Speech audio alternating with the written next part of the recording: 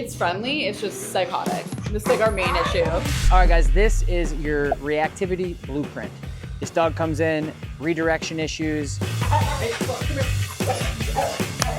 has bitten the owners, pretty reactive, sweet, sweet, sweet, sweet dog, but really builds, really reacts on the leash. And you're gonna walk through this whole video to figure out exactly the step-by-step process where we take the dog from reacting to then going into group class successfully. And the most important thing is, guys, is nobody's perfect, no dog is perfect, you're never gonna be perfect. But the idea is figuring out exactly what we need to do to be successful, why things are happening, and using that momentum and taking it home as dog owners, as yourself, who are working on reactivity. So this is your reactivity blueprint. I hope you like it, I hope you enjoy. Please, if you haven't yet, hit the subscribe button. This is absolutely for free. We do have a reactivity course that you typically have to pay for, and a lot of what we're talking about in this video is in that course, but if you're interested in that, it's in the link below. Enjoy the video. And so I want her to feel like peace. I want her to feel like, oh, it's like, I just want neutrality. If a dog pops off, I want neutrality. All right, we're gonna bring them back. And I just wanna give context for people who are watching. So when people come in for this 3-day transformation program, 99.9% of the time, they already have all of their equipment on and they're using all the things. And my job is to make sure things are appropriate. So this dog is redirecting, biting the people, causing punctures, causing blood, not good, right? When we're correcting with certain things. So we're gonna go through what equipment is gonna be best. But also, I think what my game plan is right now is to be able to get the dog engaged with us. Try to see if we can overcome the dog's motivation to go after people in a positive, neurotic, I'm excited way, or the aggression towards other dogs, the stimulated lunging and reactivity towards dogs. And we're gonna try to redirect him with her with the beef liver, which is the Nubs beef liver, which typically works, right? So that's gonna be my game plan, is recreate some engagement with the owners and then work on the obedience to make sure the dog knows what we want. What I wanna start off with is engagement. I'm assuming she's motivated by food? Hyper motivated, yeah. Okay, so we need to start creating more of that. So pay attention to me, look at me, work with me. Good girl. And then that way we can start creating that focus on you. The reality is as soon as we get, like I said before, another motivator that's higher, that will probably go out the window. So then we have to work on realistic handling, which is going to be something probably like a plastic pinch collar or something. Just because she's going buck wild. You guys have exhausted everything, and I don't want to waste your time. I know that that's what we're going to get into, just because she's here and we need her to be here. So what you're going to do is you're going to start luring her if you feel comfortable. Sometimes dogs are like alligators. So when you take your food like this, you're just going to hold it in your fingers. Yeah. And like then inching forward. you're gonna just lure her around, and she's basically gonna like flea bite it, nibble it, lick it. She's gonna do everything, and then you just keep that engagement. Sit, good. So I usually do like 5 to 7 behaviors with these big pieces. Okay, wow. Flash her the food. Good. Now, there. Good. Ultimately, I want her to just look at you, and you're just walking. Right. And then you go, oh, you did good. Yeah. But because we have such a short period of time working with her, we can't develop all of the obedience and all the skill sets in this short amount of time and work on the behavior. So what I like to do is you can lure, there's nothing wrong with that. Yeah. You can put it in your pouch, and if she does good, you can pay her. But this is the engagement that I'm looking for. So this is half of the training that we're gonna be doing. Yeah. Because see what I'm saying? Like, dogs love these things. They're like obsessed. And you're already seeing this connection that you're getting. So let's do it again. Yes, good heel. That's the engagement I'm looking for. Brought to you by No Bad Dog Nubs. What a good ad for my treats, right? Good heel. That's it, you guys are good. Nice to meet you. We're good. We'll see you guys later.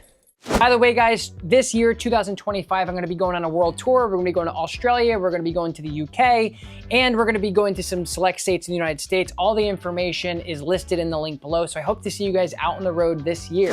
Okay, so what we're doing is we're switching to the Star Mark training collar, which is gonna be safer for her when she's lunging, right? Because right now she's just bouncing off the harness and the front clip. And then we're switching to a No Bad Dog 4-foot gummy leash, because I want a nice 4-foot radius for the dog, so we're not lunging and bouncing. And then we're also using, again, the No Bad Dog nubs to create some engagement. So right now we're gonna be working on the foundation, getting the dog's foundation. Hey, this is what we expect. This is our ground rules. This is kind of the housekeeping rules. Sit, stay, heel, pay attention. And then once we get other dogs out, it'll be more realistic, which is gonna come later on in the video. Say her name, tell her to come. If she does, good girl. If she doesn't, just give her a little pop on the collar. Susser, come. Pop. Again. Yeah, good. Okay. Good girl. So the correction is wrong. Yeah. Okay. And the goal is for her to just turn and come to you when you say it. Right. Right? Good girl. So let's try this again. Susser, come. Yes. Now you pay her. Good. Good girl. Good. If you don't listen, there's a correction, and if you do listen, you get paid. Right? Yeah. And so that's what we're working on right now, because once we get other dogs, once we get reality, once you're walking down Brooklyn and there's other people and there's things going on and you say, leave it, she needs to know in the back of her head that there is gonna be some sort of accountability if she decides to flip you off like she did the first time and like she did for the first 30 minutes out front. Yeah.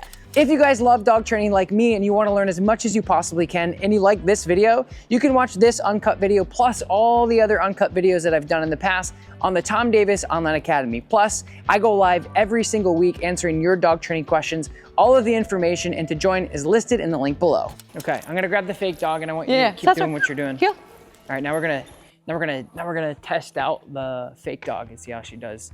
I think she's gonna do okay, but it's the step in between that and real dogs. Yes, good heel. Good heel. Do you want me to like, yes. Good heel. Leave it, yes. Leave it, yes. Good. But this is what you want right here. Yeah. Is like, watch the leash. So, come. Good, yeah.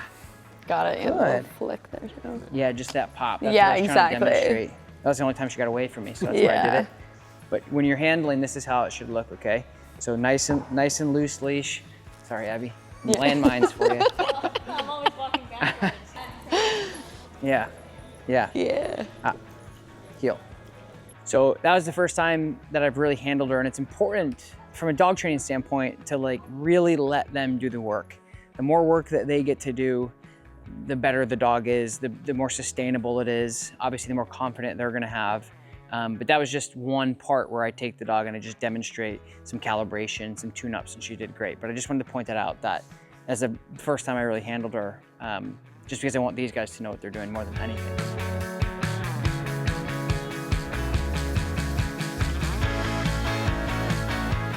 So Saucer right now is doing really, really good. And in this 3-day program, people come in, as we were talking about earlier, from all over. And the goal is just to get into this group because it's the most realistic thing we're gonna get to a bunch of random dogs we don't know, a bunch of people we don't know if your dog is reactive to people or dogs, and this is the final test. And she's doing really, really well. So I'm really happy with that. And she's just a dog that just kind of gets worked up anyway. And so we're learning how to outlet that with all the stuff we talked about in the beginning of the video. So making sure the heel work, the focus, the engagement, and everything is in place. And now we're applying all that to get a really good outcome here in a realistic setting in a group class. So I'm super happy with it. I'm sure they are too. Good.